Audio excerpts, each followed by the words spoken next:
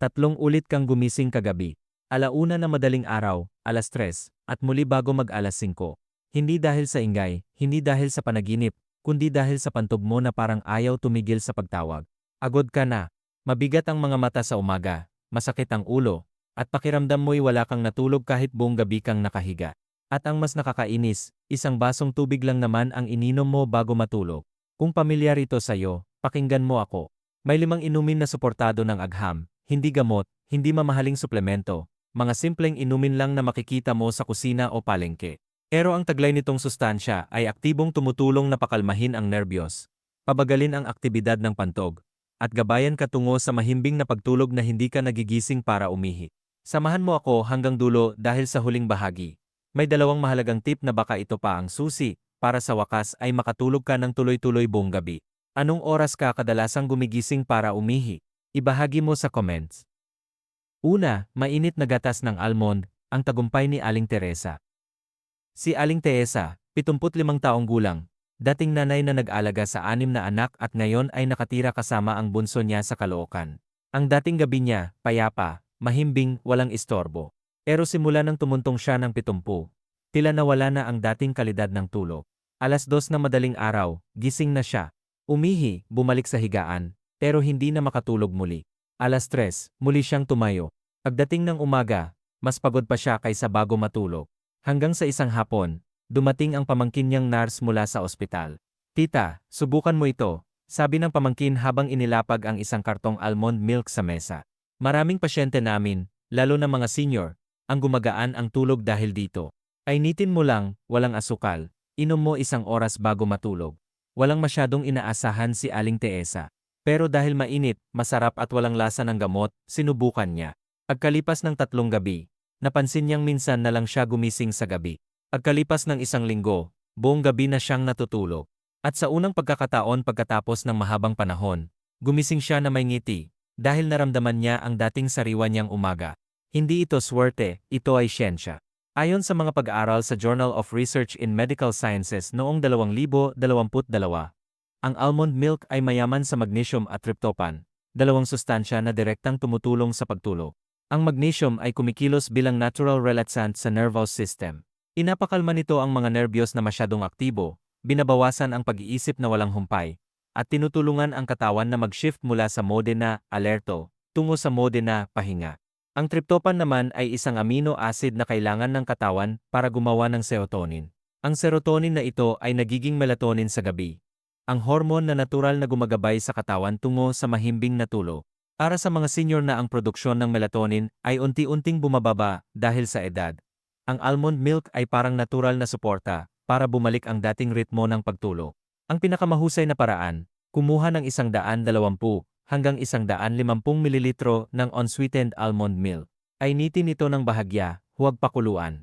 Inumin ito mga 1 oras bago matulog. Kung gusto mo ng kaunting lasa, lagyan ng 1 kurot ng cinnamon. Nakakatulong ito sa sirkulasyon at nagbibigay ng mas komportableng pakiramdam. Pero tandaan, huwag lagyan ng asukal lalo na kung may diabetes ka. At kung allergic ka sa nuts, huwag pilitin. May iba pang opsyon na swak sayo. 2. Chamomile tea, ang sikreto ni Lolo Ernesto. Sa bayan ng Los Baños, Laguna, may isang dating propesora ngayong retirado na si Lolo Ernesto. 80 na siya, pero kung makikita mo siya tuwing umaga, tila mas bata ang dating. Malinaw ang isip, matatag ang lakad, at laging may ngiti sa mukha. Tinanong siya minsan ng kapitbahay, "Lolo, paano mo nagagawa? Ang gaan-gaan ng pakiramdam mo tuwing umaga." Napangiti siya. "Simple lang. Chamomile tea, gabi-gabi, bago matulog. Simula nang ininom ko yan 3 taon na ang nakalipas. Hindi na ako ganun kadaling magising sa gabi. At pag gumising ako, ramdam ko na tunay na nakapagpahinga ako." Ang chamomile ay isang bulaklak na matagal nang ginagamit sa traditional medicine. Pero ngayon, sinusuportahan na rin ito ng modernong agham. Ayon sa mga pag-aaral sa Journal of Advanced Nursing noong 2013, ang chamomile tea ay naglalaman ng apigenin, isang natural compound na kumakapit sa mga GABA receptor sa utak. Ang mga GABA receptor na ito ay parang preno sa nervous system. Kapag na-activate, bumabagal ang pag-iisip, kumakalma ang puso, at nagsisimulang mag-prepare ang buong katawan para sa pagtulog. Hindi ito tulog na pinipilit tulad ng sleeping pills. Ito ay natural na pagpapaalala sa katawan na ligtas ng magpahinga. Sa isang clinical trial na kinasangkutan ng mga babaeng lampas 65 taong gulang, ang mga umiinom ng chamomile tea gabi-gabi ay natulog ng 30 minuto na mas mabilis kaysa karaniwan. Mas mahalaga, 30% na mas kaunti ang kanilang paggising sa gabi, at 80% ay nagulat ng mas payapa at mas sariwa na umaga. Paano ito inumin ng tama? Ibabad ang isang chamomile tea bag sa mainit na tubig sa loob ng 5 hanggang 7 minuto. Hayaan itong lumamig sa komportableng temperatura. Inumin ito mga 40 hanggang 50 minuto bago matulog. Pwede kang magdagdag ng hiwa ng luya o isang patak ng vanilla, pero iwasan ang asukal, lalo na kung may alalahanin ka sa blood sugar. 3. Mainit na sabaw ng buko, ang katutubong lunas. Maraming Pilipino ang kilala ang sabaw ng buko bilang nakakapreskong inumin sa tag-init. Pero ang hindi alam ng marami, kapag ginamit ng matalino, ang sabaw ng buko ay maaring maging kaalyado mo sa pagtulog, lalo na kung ang pantog mo ang dahilan kung bakit ka palaging gising. Habang tumatanda tayo, nagiging mas sensitibo ang katawan sa mga pagbabago sa balanse ng mineral. Ang maliit na pagbaba sa potassium o magnesium ay maaring humantong sa pulikat ng kalamnan, tensyon sa pantog, o kahit na restless legs sa gabi. Ang sabaw ng buko ay natural na naglalaman ng potassium, magnesium, at sodium sa tamang balanse, hindi sobra, hindi kulang. Ayon sa pag-aaral sa Journal of Physiological Anthropology noong 2017, ang mga matatanda na may mababang potassium ay may 28% na mas mataas na rate ng nocturia o pag-ihi sa gabi.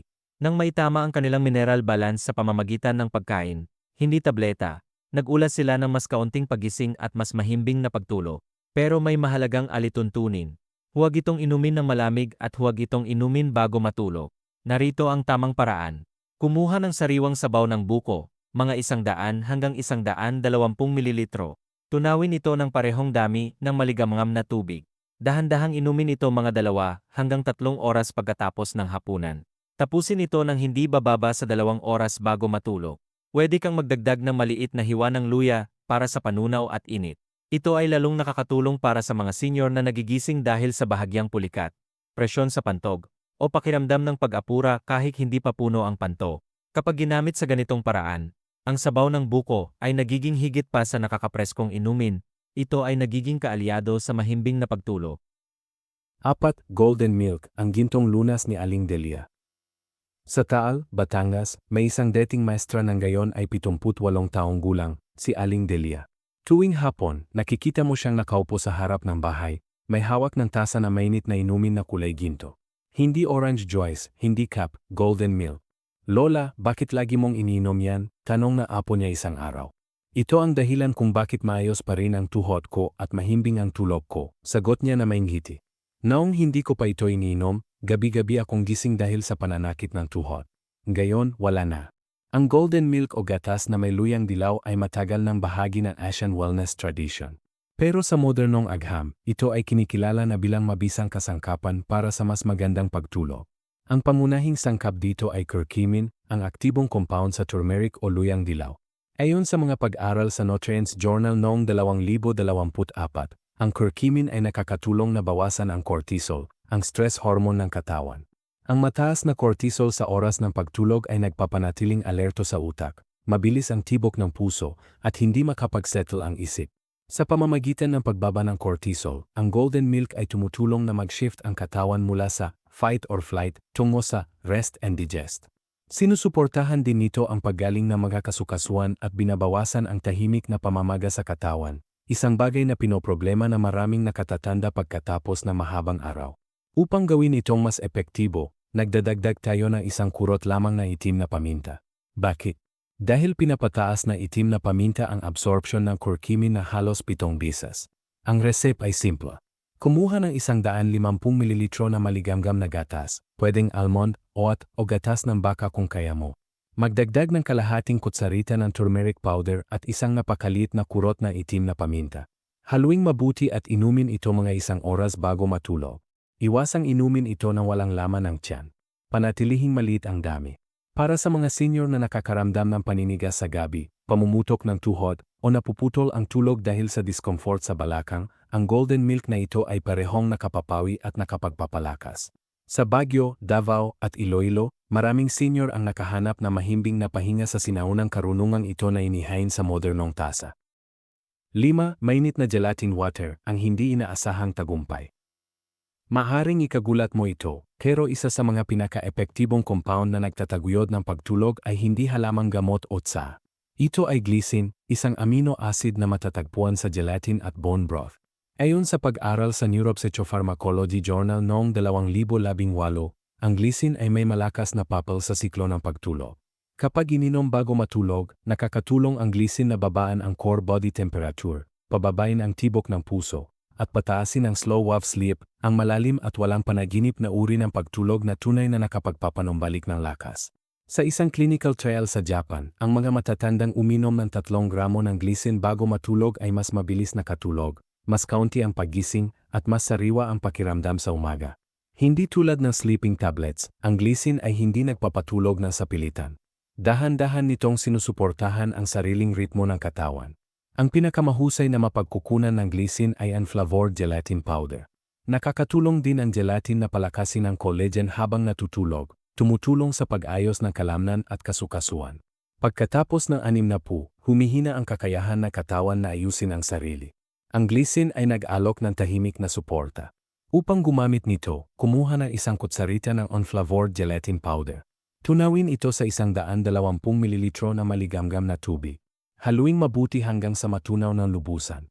Inumin ito mga 30 hanggang 45 minuto bago matulog. Ang inuming ito ay lalong nakakatulong para sa mga senior na nakakaramdam ng panghihina sa tuhod, pananakit ng likod, o gumigising na parang hindi sapat ang tulog. Sa isang mainit na tasa lamang, ang katawan ay tumatanggap ng sustansya, kumakalma ang nerbiyos, at lumalalim ang pagtulog na natural. 5 inumin lang, almond milk, chamomile tea, sabaw ng buko, golden milk, gelatin water. Hindi gamot, hindi mamahaling imported. Makikita mo lang sa kusina o palengke. Pero ang taglay nitong sustansya ay tunay na tumutulong sa mahimbing na pagtulog na hindi ka nagigising para umihi. Pero tandaan, hindi lang kung ano ang ininom mo, kung paano mo ito ininom ang mas mahalaga. Una, panatilihing maliit ang dami, mga 100 hanggang 150 ml lang. Pangalawa, inumin ito na maaga, 1 hanggang 2 oras bago matulog, hindi bago ka humiga. Pangatlo, higupin ito ng dahan-dahan sa loob ng 10 hanggang 15 minuto, hindi lagukin ng sabay-sabay. At panghuli, bisitahin ang banyo sa huling pagkakataon bago matulog. Isang walang laman na pantog sa oras ng pagtulog ay nagbibigay ng kapayapaan sa isip at katawan. Sa gintong edad, ang mahimbing na pagtulog ay hindi na swerte, ito ay resulta ng matalinong pagpili. Anong inumin ang susubukan mo ngayong gabi? May sariling karanasan ka ba sa mga inuming ito? Ibahagi mo sa comments. May natutunan ka? Ikwento mo sa kaibigan o kapamilya na baka nangangailangan din nito. Sa bawat kwento mo, may senior na matutulungan mo. Maraming salamat at sana sa bawat higop mo bukas ng gabi, maramdaman mo ang payapang tulog na matagal mo nang hinahangad.